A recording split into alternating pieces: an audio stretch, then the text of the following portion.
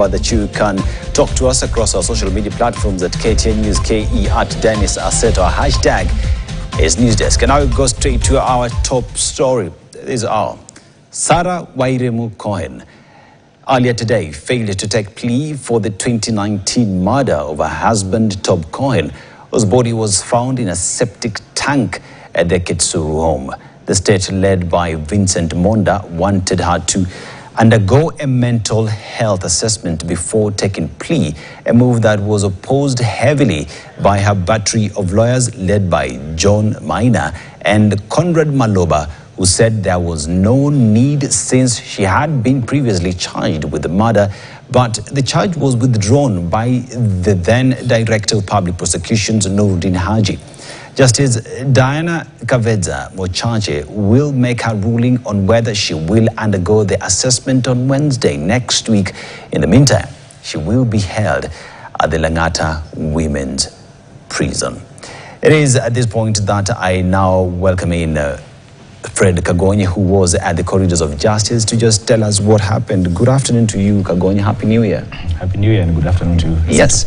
Today, a big matter in court, and Sarah Wairemu was rearrested. Today was presented in court.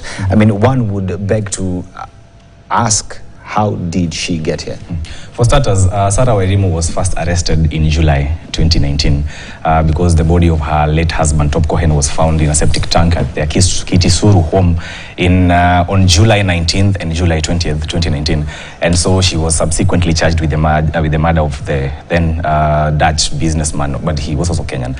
And then she was charged alongside Peter Karanja. They took plea and then they denied the charge. They were out on a bail of 2 million shillings.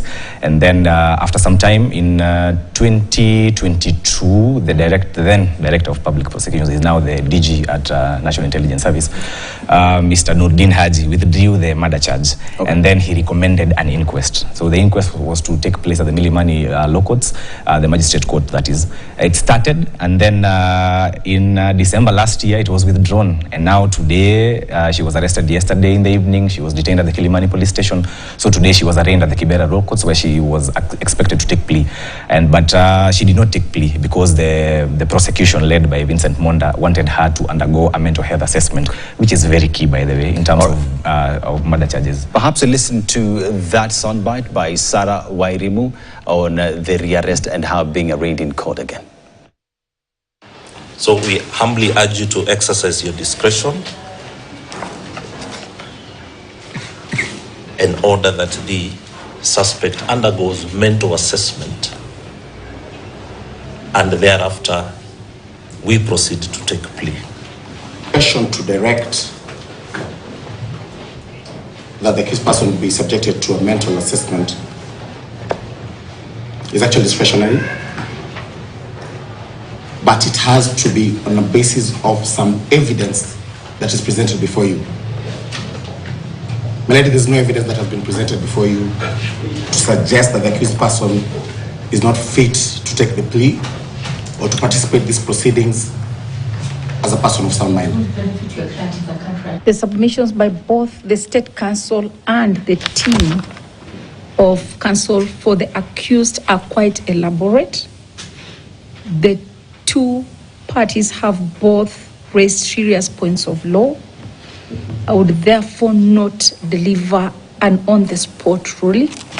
I would like to come up with an elaborate ruling to cover all the points of law that have been raised by both sides. For this reason, the accused shall be remanded at Langata Women's Prison to enable me to write a well-reasoned ruling. Shall be produced on 29th of January in open court for the ruling. That is the order of the court.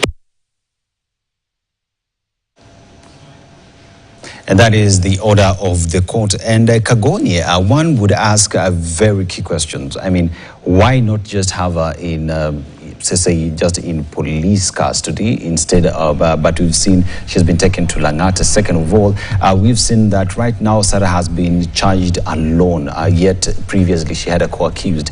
That is the second question. And the family, Van Straten, the sister to Top Cohen, were they in court? For starters, Hannah Van Straten, the sister to Top Cohen, was not in court today. But maybe when Sarah maybe takes plea after the judge has made her pronouncement on whether she will undergo the mental health assessment, then maybe we might see her.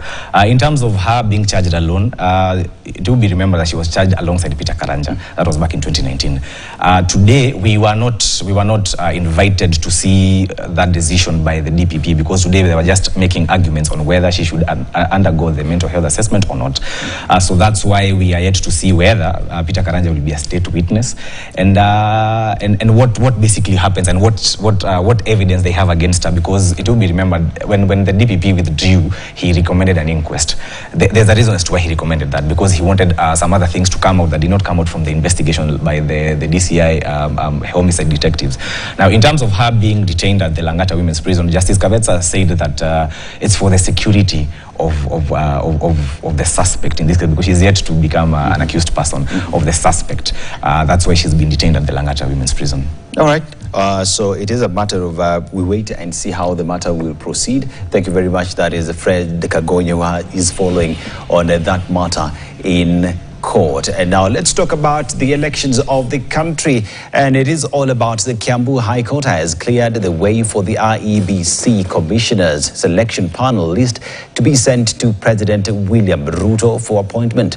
Justice Dola Chepkwony ruled that there is no evidence to show that persons living with disabilities were left out or the list did not have gender